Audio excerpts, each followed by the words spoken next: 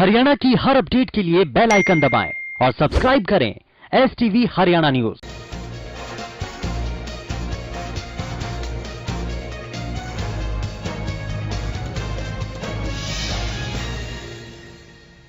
नमस्कार, आपका जिला आपकी खबर में आप सभी का स्वागत है और मैं हूं आपके साथ सोनिया सत्यानीता। सुप्रीम कोर्ट ने सोमवार को किसान आंदोलन से जुड़ी याचिकाओं की सुनवाई करते हुए केंद्र सरकार को जमकर फटकार लगाई है। अदालत ने पूछा है कि आप किसानों से क्या बात कर रहे हैं। सुप्रीम कोर्ट ने सख्त रुख अपनाते हुए केंद्र सरकार से पूछा कि आप किसान आंदोलन को होल्ड कर रहे हैं या फिर हम कर दें। उन्होंने कहा कि अभी तक सरकार किसानों से बातचीत में कोई हल निकाल क्यों नहीं पाई है। उन्होंने कहा कि हमारे पास ऐसी एक भी दलील नहीं आई जिसमें इन कानूनों की तारीफ हुई हो।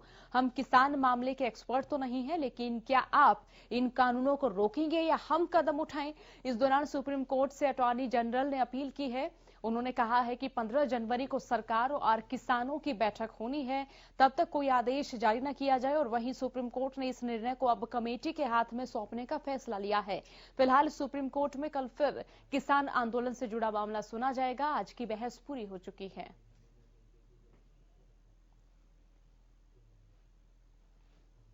तो कोर्ट ने क्या कहा कि हम कमेटी बनाने जा रहे हैं। किसी को इस बात पर कुछ कहना है तो वो कहे। सरकार की दलील के सभी पक्षों से बातचीत जारी रखी जा रही है। कोर्ट ने कहा हम पूरे कानून पर रोक लगाएंगे। सरकार ने कहा कि सिर्फ कानून के विवादित हिस्सों पर ही रोक लगाइए। कोर्ट ने कहा कानून पर रोक लगाएंगे या फिर हम लगा दें। सरकार की दलील के सभी पक्षों से बातचीत जारी रखने पर अभी दोनों पक्षों की ओर से सहमति है। कोर्ट ने कहा हम चाहते हैं कि साझा हल निकले। सरकार ने कहा कि कई संगठन इन कृषि कानूनों के समर्थन में हैं। कोर्ट ने कहा सरकार मामले को कैसे डील कर रही है। केंद्र की ओर से जवाब दिया गया कि सरकार किसानों के साथ लगातार बैठकें कर रही है। कोर्ट ने कहा टुकड़ों में आदेश जारी करना पड़ा तो भी करेंगे। सरकार ने कहा कि देखिए वार्ताओं का दौर लगातार जारी है। 15 जनवरी को अगली बैठक होनी है। कोर्ट ने कहा कमेटी के जरिए हल हो सकता है, लेकिन सरकार ने कहा कि कमेटी का जो प्रस्ताव हो किसान पहले ही अस्वीकार कर चुके हैं। कोर्ट ने कहा कमेटी के लिए सरकार और किसान नाम दें। सरकार की ओर से कहा गया कि हम नाम देने के लिए तैयार हैं।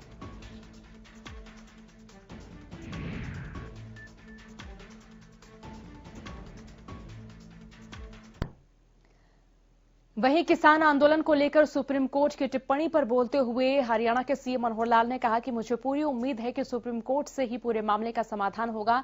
और वहीं किसान आंदोलन को लेकर पूर्व सीएम भूपेंद्र सिंह हुड्डा को सलाह देते हुए सूबे के मुखिया ने कहा कि मैं अपील उनसे करता हूं कि भड़काने का काम ना करें, शांति अपने आप हो जाएगी। हम जो बात रखते हैं वो लोकतांत्रिक तरीके से कहते हैं। हम कानून व्यवस्था बनाए रखने के लिए हर संभव प्रयास कर रहे हैं।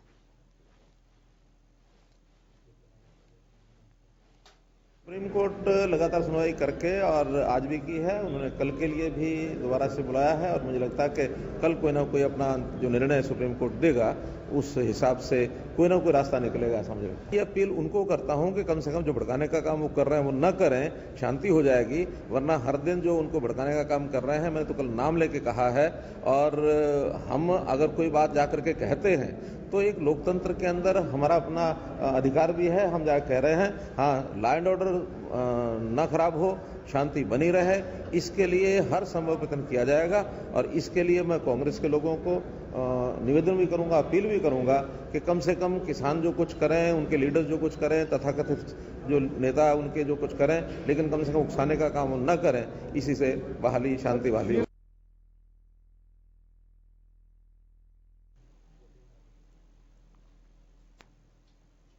पूर्व मुख्यमंत्री और नेता प्रतिपक्ष भूपेंद्र सिंह हुड्डा ने किसान मामले को लेकर सरकार पर निशाना साधा। एक और जहां करनाल में रैली के दौरान हुए प्रदर्शन पर हुड्डा ने सरकार को घेरते हुए टकराव से बचने की नसीहत दी, तो वहीं दूसरी ओर एक बार फिर से एमएसपी पर चौथा कानून बनाने की मांग की है। राजनीति में अहंकार का कोई स्थान नहीं होता है। जब वहां विरोध होगा तो सरकार को टकराव से बचना चाहिए और कोई भी उकसाने वाली बात नहीं कहनी चाहिए, जिस से स्थिति बहुत गंभीर है।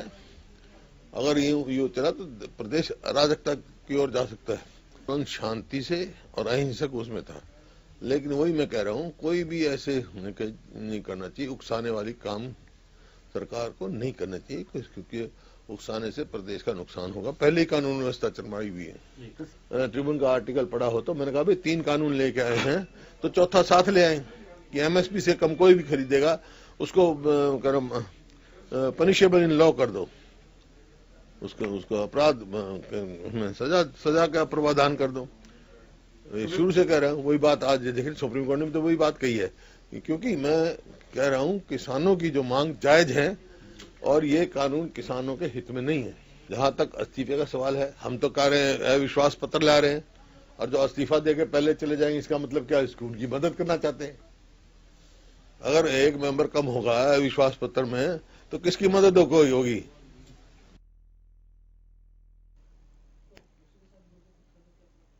हरियाणा विधानसभा में विपक्ष के नेता रह चुके इनेलो के एकमात्र विधायक अभय सिंह चौटाला ने किसानों के मांग के समर्थन में विधानसभा की सदस्यता से इस्तीफा दे दिया है। पूरे प्रदेश में अभय चौटाला एकमात्र ऐसे विधायक हैं जिन्होंने विधानसभा की सदस्यता से इस्तीफा देने का साहस दिखाया है। हालांकि अभय का यह इस्तीफा समयबद्ध है। उन्होंने ईमेल के जरिए विधानसभा अध्यक्ष को अपना इस्तीफा भेजा है। विधानसभा स्पीकर ज्ञानचंद गुप्ता को भेजे पत्र में अभय चौटाला ने कहा कि यदि 26 जनवरी तक किसानों की मांग के अनुरूप तीनों कृषि कानून वापस नहीं होते तो 27 जनवरी को उनका इस्तीफा स्वीकार कर लिया जाए। अभय ने स्पष्ट किया कि उनके इसी पत्र को इस्तीफा मान लिया जाए। विधानसभा अध्यक्ष को भेजे पत्र पर अभय चौटाला ने अपने हस्ताक्षर किए हैं और उस पर 11 जनवरी की तारीख भी डाली है। 26 तक अगर बात मान ली तो ठीक है, नहीं मानी तो इस्तीफे की कॉपी मैं आज भी भेज रहा हूं। उसमें साफ लिखा है मैंने कि 26 तक मेरी इन किसानों की बात को मान लिया तो ठीक है, नहीं मानोगे तो अन्यथा 27 तारीख को मेरा इस्तीफा जो स्वीकार कर दिया जाए।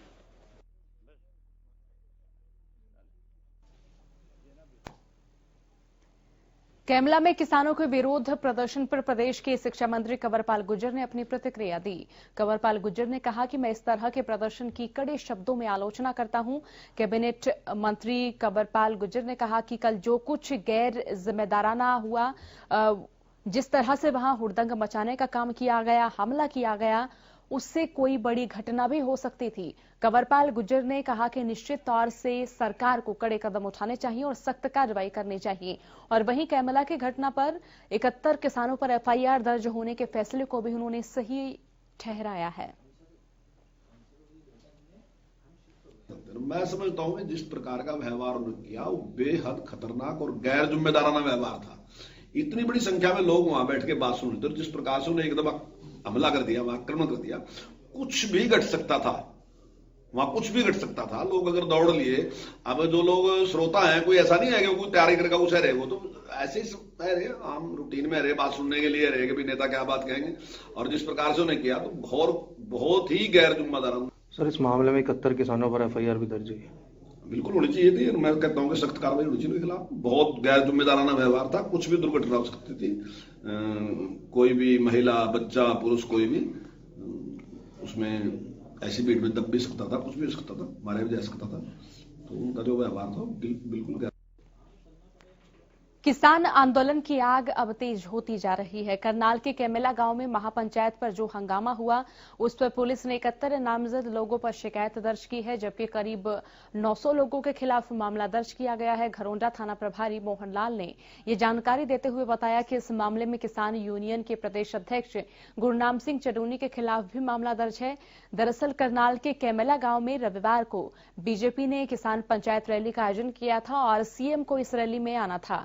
मुख्यमंत्री पहुंचते लेकिन उससे पहले ही किसानों ने रैली स्थल की ओर कूच कर दिया। पुलिस ने किसानों को रोकने की तमाम कोशिशें की, वाटर कैनन से हमला किया गया, आंसू गैस के गोले छोड़े गए, बावजूद इसके प्रशासन किसानों को रोकने में नाकामयाब रहा और जिसका यह नतीजा रहा कि किसानों ने सीएम के हेलीपैड तक खोद दिए। और यही नहीं, जिस मंच पर चढ़कर सूबे के मुखिया अपना भाषण देने वाले थे, किसानों ने उस मंच तक को तहस नहस कर दिया।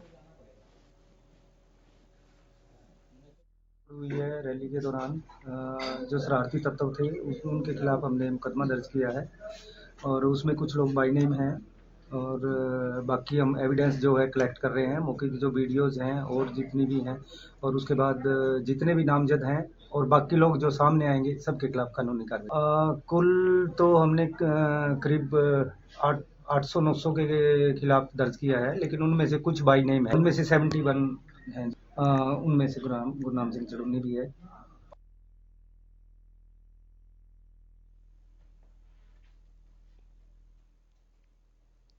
हरियाणा किसान कोऑर्डिनेशन कमेटी के नेताओं ने जो है वो टीकरी बॉर्डर पर प्रेस कॉन्फ्रेंस की, जिसमें किसान नेताओं ने मुख्यमंत्री मनोहर लाल पर आंदोलन को बांटने की कोशिश का आरोप लगाया। मीडिया से बातचीत करते हुए किसान नेताओं ने सरकार से करनाल और हिसार में किसानों पर दर्ज हुए मुकदमों को वापस लेने की मांग भी की। और वहीं किसान नेताओं ने जेजेपी विधायक जोगीराम सिंहा का जिक्र करते हुए इस्तीफे की पेशकश देने वाले तमाम विधायकों से अपील की है कि 26 जनवरी से पहले इस्तीफा देकर किसानों का साथ दें। 26 जनवरी को दिल्ली में होने वाले ट्रैक्टर मार्च को लेकर किसान नेताओं ने कहा है कि 23 जनवरी तक हर गांव से हजारों ट्रैक्टर दिल्ली बॉर्डर तक पहुंच जाएंगे।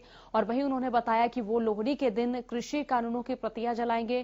प्रेस कॉन्फ्रेंस में भारतीय किसान संघर्ष समिति के अध्यक्ष विकास सीसर, हरियाणा किसान मंच के प्रहलाद, भारतीय किसान यूनियन नैन गुट के घासीराम नैन और सोशल मीडिया संभाल रहे अनूप चनौत भी शामिल रहे। हमने विरोध बिल्कुल जारी रखना है, चाहे वो मुख्यमंत्री का है, चाहे एमएलए का है, चाहे एमपी का है। लेकिन विरोध के दौरान हमने ये इस बात का विशेष ध्यान रखना है कहीं भी हिंसा ना हो, क्योंकि सरकार की मंशा ये है कि हिंसा पैदा करके किसान को बदनाम करके इस आंदोलन को तोड़ा जाए। तारीख का जो प्रोग्राम है वो खास करके उत्तरी भारत का प्रोग्राम है, जहां लोहड़ी का त्योहार मनाया जाता है। उस लोहड़ी के त्योहार पर हमारे हरियाणा पंजाब के अंदर, यूपी और राजस्थान का एरिया के अंदर घर घर सुबह अग्नि जलाई जाती है। उस अग्नि के अंदर ये 3 काले कानून की प्रतियां हर घर में जलाई जाएं।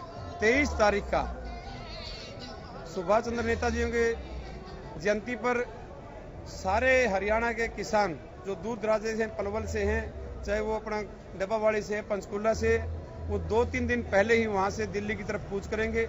हर घर से, हर गांव से 5 ट्रैक्टरों की हमने पहले भी अपील कर दी कि वो अगर वो किसान का उसके अंदर इतना अंश मात्र भी है, लेस मात्र भी उनके अंदर है, तो इस किसान आंदोलन को या तो वो कहना छोड़ दे कि मैं जब किसान कहेगा तो मैं इस्तीफा देने के लिए तैयार हूँ। हम सब साथी उनसे व्यक्तिगत भी मिलेंगे और जो मेरे हरियाणा प्रदेश की जितनी भी खाप पंचायतें हैं वो सब की सब पंचायतों से मैं अपील करना चाहूँगा, जो भी हमारे क्षेत्र के अंदर इस तरह के ग्रामीण क्षेत्र के जो जप्पा और भाजपा के विधायक हैं, उन सभी से प्रेशर बढ़ाने का काम करें कि वो इस आंदोलन में किसान वर्ग का साथ दें। जय जवान जय किसान साथी।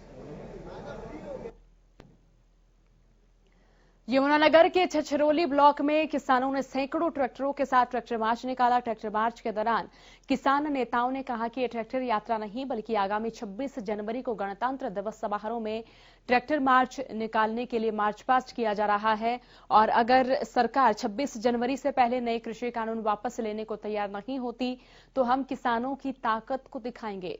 यमुनानगर में इससे पहले साढौरा हलके में ट्रैक्टर मार्च पास्ट निकाला जा चुका है, जहां करीब 1000 ट्रैक्टर के साथ किसानों ने साढौरा में यात्रा निकाली थी। किसानों का कहना है कि उनका आंदोलन लगातार सफल होता जा रहा है। 90% आंदोलन सफल हो चुका है और जब तक सरकार कानून वापस नहीं लेती तब तक हमारा आंदोलन ऐसे ही जारी रहेगा। कि 26 तारीख से जनवरी है, जो उससे पहले काले कानून वापस होते हैं तो ठीक है। हम ब्लॉक वाइज अब अपना ट्रैक्टर मार्च निकाल रहे हैं। आज हम छछरौली में ट्रैक्टर मार्च निकाल रहे हैं। कम से कम 4000 ट्रैक्टर किसानों के यहाँ पर पहुंचा। अभी देख सकते हैं 2 घंटे तक लाइन नहीं टूटेगी। जब ट्रैक्टर यहाँ से निकलेंगे तो हम block wise Chhachhrauli block wise यहाँ पर रैली। देखिए, रणनीति पहले तय कर दी हमारे नेता गुरनाम सिंह चुड़ूनी ने भी। 26 तारीख से 25 तारीख से पहले अगर समाधान होता तो ठीक, नहीं 26 तारीख को अंदर ट्रैक्टर किसान परेड करेंगे। ट्रैक्टर परेड होगी, अंदर संसद में जाके संसद में उसका डेरा डालेंगे, उसमें गद्दे बिछा के अपना कानून खुद। इसके बाद एक बार फिर तमाम दर्शकों का बुलेटिन में स्वागत है। खबरों की ओर बढ़ लेते हैं। किसान आंदोलन लगातार 47वें दिन भी जारी है। कृषि कानूनों को रद्द करने की मांग को लेकर किसान बॉर्डर्स पर डटे हुए हैं और इसी बीच किसानों को चौतरफा समर्थन भी मिल रहा है। इसी कड़ी में सर्व कर्मचारी संघ के जिला सचिव कृष्ण धारसूल ने कहा कि कर्मचारी इस आंदोलन में सहयोग नहीं दे रहे बल्कि वो इसका हिस्सा हैं। उन्होंने बताया कि वो कृषि कानूनों की प्रतियां जलाएंगे। उन्होंने कहा कि उनका ये संघर्ष जारी रहेगा और वो जिला स्तर पर डीसी का भी घेराव करेंगे। तो भी दिल्ली से किसान आंदोलन की कॉल आई है। सर्व कर्मचारी संघ हरियाणा, हरियाणा विद्यालय अध्यापक संघ ने उन सभी कॉल्स पे पुरजोर समर्थन ही नहीं किया है। लोगों का आह्वान करते हुए घर घर ले जाने की हमेशा कोशिश की है। अब भी एक आह्वान आया है कि 13 तारीख को होली पे कृषि बिलों की प्रतियां जलाई जाएंगी। हमने सर्व कर्मचारी संघ के तौर पे भी, हरियाणा विद्यालय अध्यापक संघ के तौर पे भी तीनों कृषि के काले कानून, नई शिक्षा नीति और बिजली का जो बिल है उसकी प्रतियां जलाने का आह्वान किया है कि ये हर जगह, हर गांव में, हर कस्बे में जलाई जाएंगी। फतेहाबाद के टोहाना हिसार टाउन पार्क के बाहर कृषि कानूनों के विरोध में जारी धरने में सेवानिवृत्त फौजी और रिटायर्ड कर्मचारी अनशन पर रहे। इस मौके पर संयुक्त संघर्ष एक्शन टीम के सदस्य रणजीत सिंह ढिल्लों ने बताया कि किसान आंदोलन के समर्थन में चलाया जा रहा क्रमिक अनशन में लगातार लोग अपनी इच्छा से शामिल हो रहे हैं। इसी कड़ी में 52 से 84 आयु वर्ग के व्यक्ति अनशन में शामिल हुए। अनशन पर बैठे लोगों में से एक रिटायर्ड बीएसएफ के जवान भी हैं।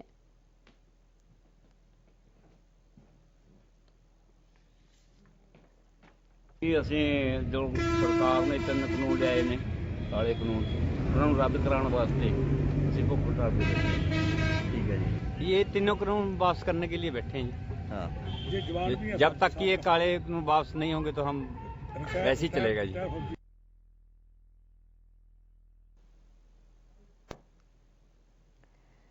किसान आंदोलन को 47 दिन हो गए। इंद्री में किसानों ने भारतीय किसान यूनियन के इंद्री हल्का प्रधान सतीश कलसौर की अध्यक्षता में एक पंचायत का आयोजन किया गया, जिसमें 26 जनवरी को गणतंत्र दिवस की परेड में शामिल होने के लिए गांव-गांव से किसानों को ट्रैक्टर ट्रॉली समेत दिल्ली पहुंचने के लिए आग्रह किया गया।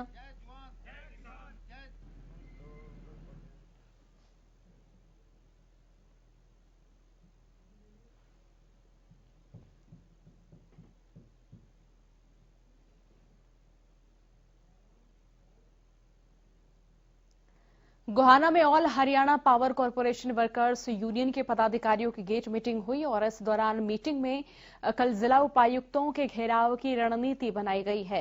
All Haryana power corporation workers union के पदाधिकारियों ने कहा कि सरकार नए श्रम कानून लाकर कर्मचारियों और मजदूरों को कॉरपोरेट घरानों के गुलाम बनाना चाहती है।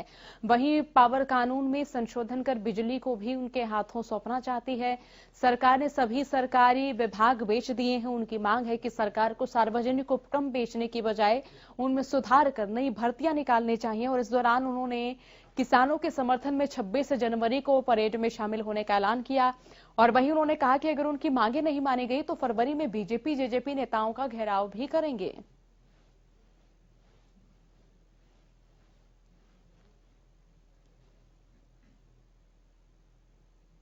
और वहीं ऑनलाइन तबादला पॉलिसी को लेकर विरोध में बैठे बिजली कर्मियों ने अंबाला में 12 क्रॉस रोड के एक्सचेंज ऑफिस में प्रदर्शन किया। कर्मचारियों ने कहा कि ऑनलाइन तबादला पॉलिसी से बिजली की सप्लाई में परेशानी होगी। नए कर्मचारियों को मालूम ही नहीं होगा कि लाइट कहां से ऑन करनी है, कहां से ऑफ करनी है। बाकी दूसरे महकमों में तो ये पॉलिसी लागू हो सकती है, लेकिन बिजली बोर्ड में नहीं।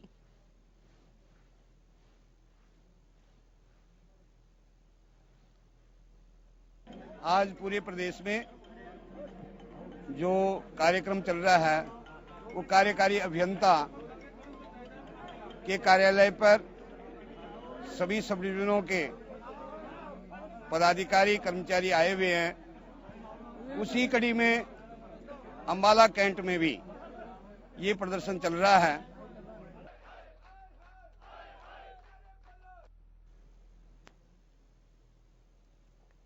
और वहीं कोरोना वैक्सीन को लेकर स्वास्थ्य विभाग ने अपनी तैयारियां पूरी कर ली हैं। 16 जनवरी को सिरसा में 5 वैक्सीनेशन केंद्रों पर लाभार्थियों को वैक्सीन दी जाएगी, जिनमें से नागरिक अस्पताल सिरसा, डबवाली, एलनाबाद के साथ साथ कालावली और रानिया के स्वास्थ्य केंद्र शामिल हैं।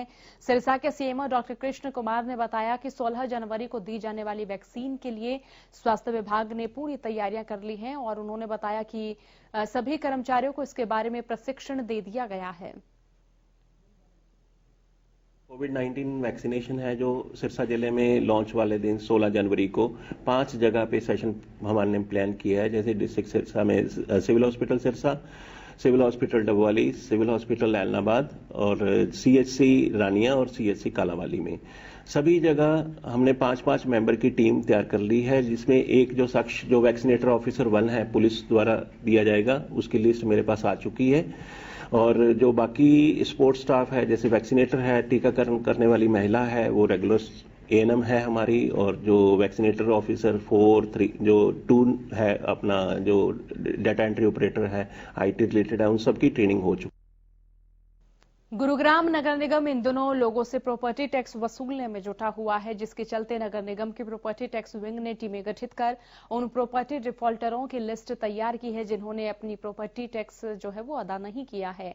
बता दें कि गुरुग्राम में लगभग 4.5 लाख प्रॉपर्टी टैक्स धारक हैं, जिनके चलते नगर निगम ने इन प्रॉपर्टी टैक्स धारकों से लगभग 650 करोड़ रुपए वसूलना था, जिनमें से प्रॉपर्टी टैक्स विंग ने 202 करोड़ रुपए वसूल लिए हैं और आने वाले 3 महीने में 100 करोड़ रुपए वसूलने का टारगेट भी रखा गया है।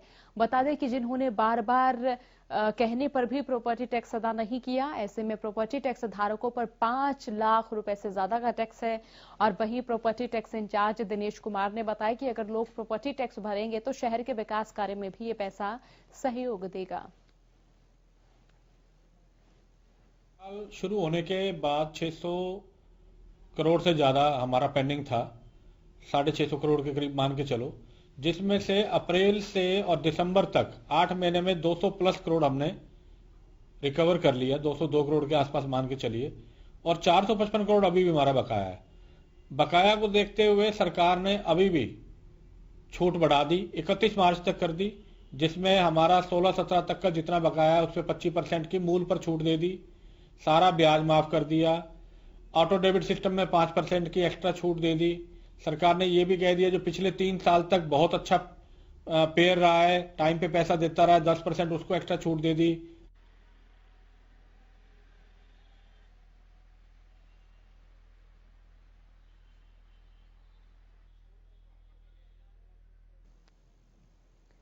सोमवार को राजस्थान के सांगरिया से सैकड़ों श्रद्धालुओं का जत्था सिरसा के श्री बाबा तारा कुटिया में पहुंचा। इस जत्थे की अगुवाई सिरसा विधायक गोपाल कांडा की बहन सुमन कंदोई और उनके बहनोई और वरिष्ठ अधिवक्ता मोतीलाल कंदोई ने की।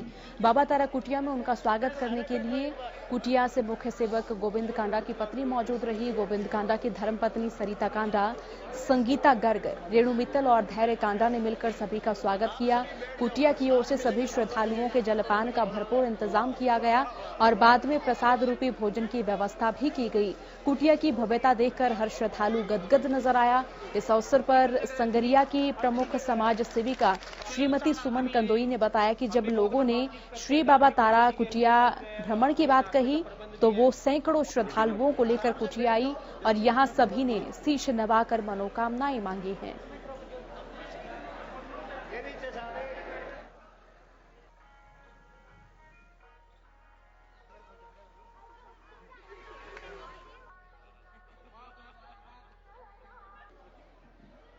आज बाबा जी के दर्शन करने के लिए संगरिया से गणमान्य लोग दर्शनों के लिए यहाँ आए। यहाँ उन्होंने आके दर्शन किए, प्रसाद लिया और अब भोजन करके दर्शन करके जाएंगे। 2 बसों में भरकर 2 बसों में वो लोग आए।